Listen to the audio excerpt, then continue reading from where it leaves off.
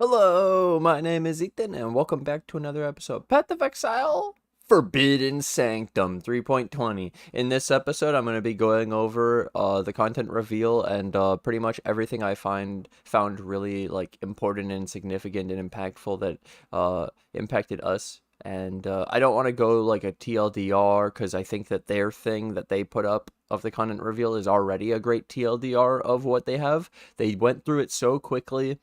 It's so compact, it's amazing, but I want to cherry pick the specific stuff, and I'd like to start with the Soul Taker Kingmaker change. So they they mentioned that they wanted to take underused, not powerful enough, unique endgame weapons and make them the same rarity as Mageblood and Headhunter, and give them a buff to damage. So you can see that the increased fizz damage on the Soul Taker went up, and the base flat damage, and then it's 295, and the Kingmaker is more damage, but now it's going to be the rarity of a Mageblood. So would you still use a really expensive item on your Animate Guardian if it can die and lose the gear? I don't know. Let's get into the rest of it. So then I come to this page, and it's the patch notes, and I Control F, Golem. And then we could see some other build enabling jewels that affect golems can no longer drop but can be found from another, more deterministic source. While we want you to discover this new source on your own during gameplay, we will say for clarity that these jewels do not come from our vendor recipe. So they don't drop and they don't come from a vendor recipe. So I was thinking about it, and people have been theory crafting a bunch of things like Delve or the golem bosses, or maybe it's in Act 4, Oyen or something. There's a bunch of ways that this could go. We'll see what they actually end up doing. It's weird though that like a lot of it seems like it'd be a quest or something if it can't drop, but then they don't want to add unique jewels to quests because it makes them not unique, because then they could be obtained too easily or something, and they take away the unique aspect. Yeah. So people kept asking, was there any minion nerfs or buffs? Well, nothing specifically, and the closest thing we got was that Kingmaker and the Golem jewel change, and then like just the, generic changes to the monsters, the generic build stuff of how are you going to get your stun avoidance if it's not through the corruption, for example, on your jewels, and then there's also Kingmaker, Golem jewels, like I said, the corruptions, the avoidance, then the new stuff. We still have all the new unique jewels, the new unique items, the the new like holy moly. Technically, the nerf to the monster mods also is, or the change to the monster mods of the Arch Nemesis could be a potential buff to every build in the entire game. If the mods are less impactful and there's less of them, then the mods should be less impactful, the monsters, so then our builds should be more impactful, doing the same thing. Everyone should just feel better because the weight's been taken off a bit. And then I wanted to do a quick discussion of the Sanctum, because it's probably one of my favorite things from this new expansion, is the actual league mechanic and how cool it looks, because it feels like it has the ultimatum, it has the searing exarch balls, it has the skulls from ultimatum, but then they do a fire beam instead of the thing. They have resolve, which is similar to the ruin of ultimatum. There's 4 new bosses, including a final crazy boss. There's the mini bosses, which 2 look like Titan Guardians. There's this dude with like 6 of these red things connected to him with chains in the press kit if you look at the pictures. So this is like the end of the boss fight. They didn't show the 6 connected in gameplay. They only show him killing the last one. And they told us that we will get 1 map floor thing, like 1 room per map, and 1 sanctum can have 32 rooms. So therefore, and 4 floors. So you would have to do 32 maps to clear it. They also say you can save up 8 of the rooms at a time, so you could run 8 maps and then go do the Sanctum for 8 rooms. You don't have to do the Sanctum every single map. every single thing. You could just collect it. And then the thing I noticed is if we're gonna have to run 32 maps, that's a lot just for one Sanctum. It is 4 floors of rewards, but that's a lot. And like they showed 18C as a reward for the Sanctum, which is quite a bit. But when you're doing 32 maps for 18C, now there probably is more loot because the monsters and the chests and all this other stuff, it's not just the final reward of the final Sanctum. Yeah. So then it goes to the point that I expect that we have to run a lot of maps because we know that we have to run 32 to run one Sanctum. And so my idea is that you don't want to run league mechanics really. You want to run maps fast. You don't really want to run altars either. You kind of, anything that slows down your mapping is kind of like the Sentinel League. You kind of just want faster maps sustain and kill the map boss and probably move on and do another one so you can get another room for the Sanctum, because the league mechanics are, these new leagues are supposed to be more rewarding than the normal game. So if the Sanctum is actually rewarding and good and it's fun to play, then the best way to optimize it is just to speed run maps and get more rooms. And I could even see a world where we get 2 rooms per map, so it would only take 16 maps to complete a Sanctum, and even that doesn't sound that bad. So I could see them doing that, because 32 sounds like a lot. Everyone's first reaction is wow, and 16 sounds a lot better, and they could definitely do that, but they don't have to. And yeah, based on what it currently is, though, you have to run a lot of maps, so you don't really want your maps to take 20 minutes per, because you're not going to run 32 maps then. And imagine doing not even a Sanctum a day, like that wouldn't, I want to run a lot, I want to do a lot of these, I want to master and min-max this new roguelite. It seems really cool. I like the progression, the upgrading, the resolve thing seems cool, the gameplay, the mechanics. I want to get into it and start messing around and seeing if I can find a way to play around these afflictions and the packs, and playing around this resolve and playing around the mechanic. And imagine beating a Sanctum on your first try, like, oh my god, easy 18C.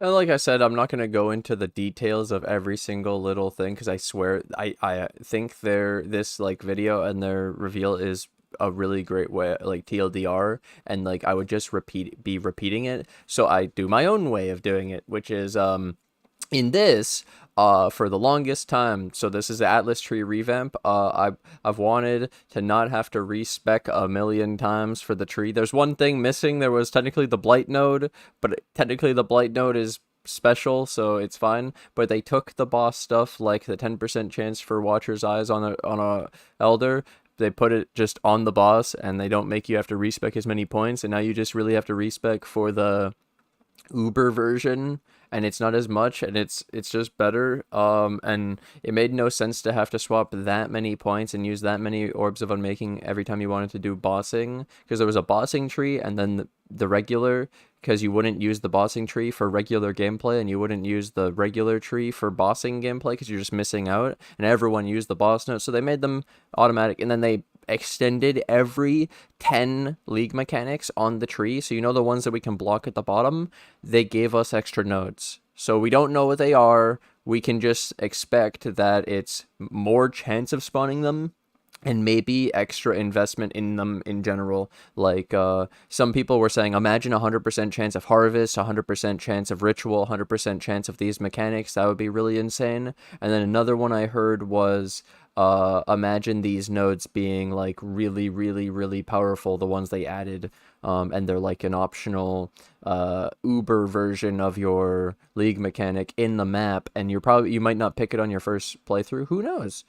We don't know what they are yet, but what I do know is that I like the Atlas changes, and I'll mention the Blight one. So I expected epidemiology to maybe be built into the Blights, but then at the same time, it's actually like risk versus reward, because you get the 25% increased effect of the modifiers on the Blight, so actually it makes your Blight harder, which then gets you the extra quant, which gets you the extra chest, which gets you more reward, and you don't have to use it, so it being optional on the tree is actually good, which is worth specking into and swapping when you run Blights. It's just that the way I play, because I stream, I like to play and then randomly run a Blight to BRB to go to the bathroom or something, and I'll just run a blight, and so I have to swap my tree just for the one map and then swap back, which is kind of annoying, but at the same time, I don't know how they would build it in without increasing the risk of your blight, so either way, I'm sure they thought about it, and it is actually like an optional node that you don't need. So yeah, I'm excited to see the new tree though, and my main thing that I picked up on is, guys, they let us invest more in the league mechanics in the league where I told you kind of want to skip league mechanics because you just want to do the new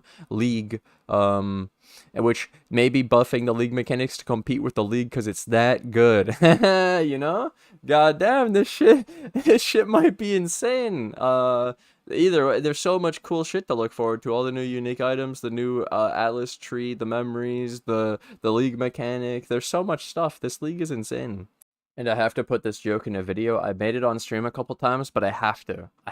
Okay, so I looked at this node, and naturally I see 1, 2, 3, 4. This looks like a normal node. It has the middle thing. This is what they started with. And then someone said, yo, what if we could double that? So they took the 4... and they added 3 more smalls and a big, and they repeated it, and it's the same thing, and it's double, okay? And it's 8 long. Very long, just a line. Someone also made a joke, imagine if they just did a straight line, and that's when I noticed, dude, it's like a curve around the thing, and it's like a normal node, but then they did this snake thing. So then, you have 8, and they're like, can we double it again?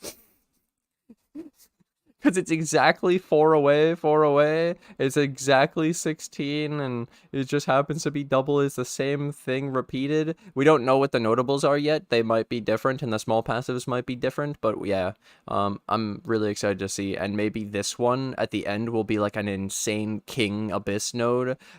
We just don't know. I was hoping for a 100% chance of tunnel, so that when you do Abyss, the first place it tunnels to automatically turns into a tunnel, and then you open the door and go fight a boss or something, and you have all the like +3 and all that extra monsters and extra stuff in the Abyss tunnel.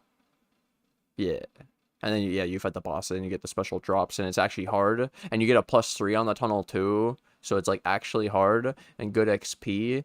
But the biggest thing is when your Abyss doesn't turn into a tunnel instantly, and then it goes backwards, and you're backtracking your map, and the only thing you're clearing is an Abyss. Like at least when it tunnels, it's the first move of your Abyss guaranteed. So pretty cool. That would be neat. Also, so this was their curse thing that specifically affects us. So the way we used curses in the past is we would get a glove to automate, like a glove with a corruption for curse on hit, and it would have increased effect of like 40 to 48%. So they just took off the increased effect on those corruption implicits. It's still gonna be pretty good, and then they actually took off the hidden penalty on bosses of -66 less curse effects. So technically, if you think about it, this is more powerful. And then they specifically mention vulnerability also, because we use that. The 2 big ones that I think they technically buffed temp chains, enfeebles buffed for bosses, worse for normal shit, but and punishment's worse, but vulnerability and despair are the 2 I was looking at, and to be honest, vulnerability looks very similar, if not slightly stronger, weaker against normal shit, but better against bosses. And then the despair also looks really good still. It looks different, because it's now like minus res instead of, where was it? Was it here? I can't find it. Oh, here we go. Yeah, so despair now, no longer the dot. It's just minus chaos res and stuff, and then the dot increases on the quality, and you have the alt qual. Yeah, the alt qual one gets the dot effect. So, but overall, I'd say that the curses are still strong, if not stronger, and with the same investment, and you don't have to do anything special. You don't have to do anything insane. They're just, it's kind of like the aura changes, making every build have feel better about fitting in curses and stuff and auras rather than making it only about the one that completely specializes and min-maxes it. So they took it away from just occultists and put it everywhere else more. And so yeah, ours is stronger even though it lost the increased effect. And yeah, the change to vulnerability is fine. It's different, and it should work out to be slightly more damage. And we could also use enfeeble temp chains, and then you could even go a different one, like an Ellie, and do Ellie weakness or one of those elemental ones. But they got nerfed. Those did actually get nerfed, slightly, like 5% or something, 8% on these, and the Ellie weakness. 5% up to 9%. Pretty big actually. But overall, TLDR, the curses are still good. You still could go for the curse glove. If you did Gravebind Explode, you don't need the curse. We didn't need it last season, and honestly, even more, you can go Enfeeble, Temp Chains, Vuln, a bunch of different curses. You don't have to just go Vuln, especially now, because they balanced them, so that's cool. And they also, just a quick mention, the Jinx Juju is that Spectre amulet. They took the curse effect off of it and gave it aura effect more. So that's actually kind of cool. Because I didn't really like the curse effect, because I didn't like applying curses, and it would be better as just a aura Spectre Ammy. So that's actually really nice. That's a really good change, and it's actually like a common amulet that you can actually drop and actually use, and it's not expensive, and it's really good actually. It's 10% damage reduction in a way by making the Spectres take it for you. It's really good. Like, if you had to compare this to that new amulet with the the elemental damage reduction, this is really good still. Like, this is comparable. And that's an endgame crazy unique from an Uber boss.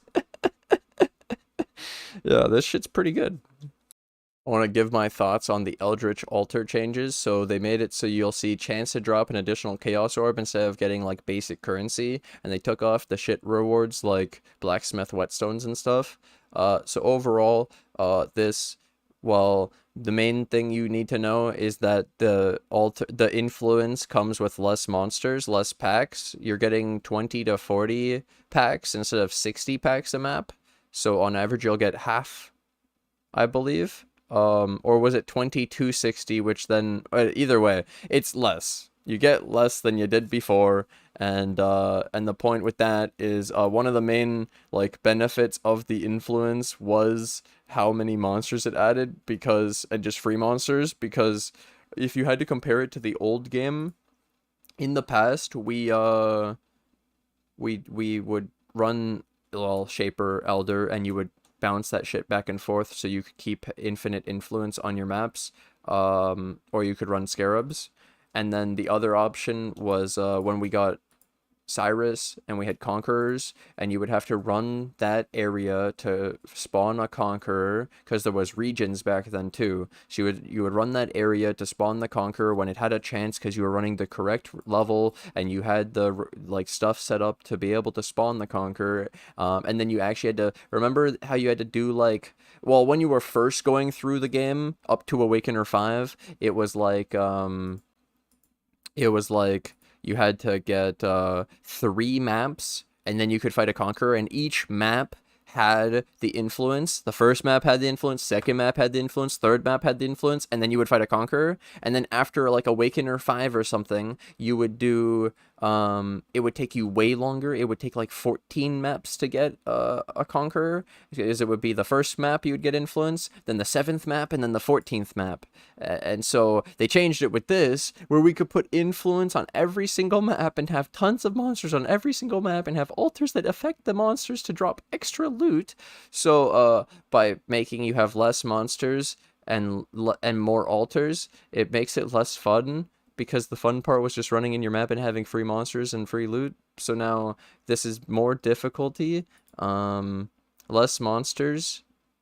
So overall, it is a nerf to, like, how it's gonna feel, but it should still be pretty good, because you're still adding free monsters to your map every time, and you're still adding free loot to your, well, it's not free, but you know what I mean. You select loot to add to your monsters, and that's still going to be strong. But then they also, I like that they buff the Maven,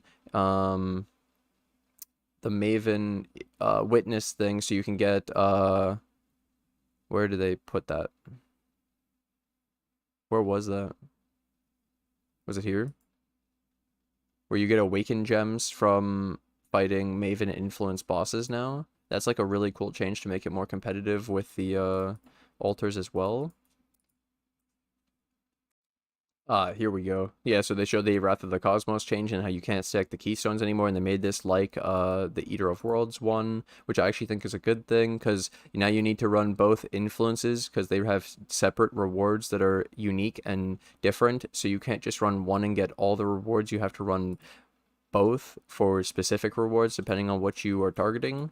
And then, yeah, you can actually, as they show, you can get awakened gems from the Maven Witness bosses, which this fits into that thing of running maps fast, because you won't have all those extra packs, all those extra altars. You're just trying to find the map boss and kill him and maybe get an extra awakened gem, and you're still witnessing the bosses and getting the invitation, and the biggest thing is getting fast maps so that you can do the league mechanic. It all depends on if the league mechanic is super insane and if you do want to run fast maps, but the fact that they made that more competitive, I like it. And overall, it's going to be difficult to decide between the boss altars, the minion altars, or Maven influence. It'll be interesting to mess around with the different ones and see which one I like the best, because it'll probably be personal preference after all, since they're going to be more comparable.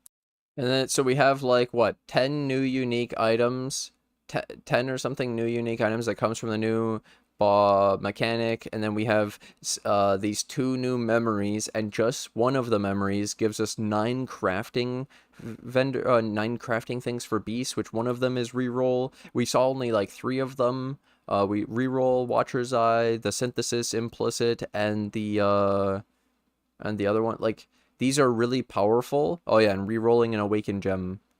These are really powerful. Technically, this rerolling the Watcher's Eye modifier or modifiers is it seems like it rerolls 1, so it's kind of like taking your, I wonder if you could take your Uber Elder one that has 3 mods and how it decides which mod it rolls, or does it roll all the mods?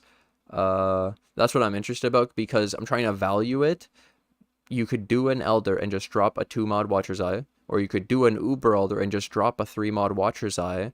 So is this like half of an Elder or a third of an Uber Elder, or is this better because you could take one jewel that's already good with some good mods and hope you don't re-roll it and re-roll the other one into a good mod? Like, it's going to create a lot of interesting gameplay. The Awaken Gems is obvious. When you find a bad one, you try to re-roll it into your Awaken multi, and that's really, really sick.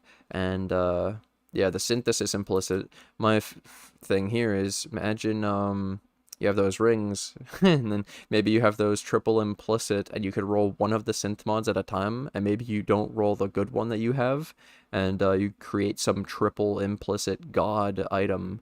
This is really crazy powerful. Depends on how common these are, though. I hope they're not too rare.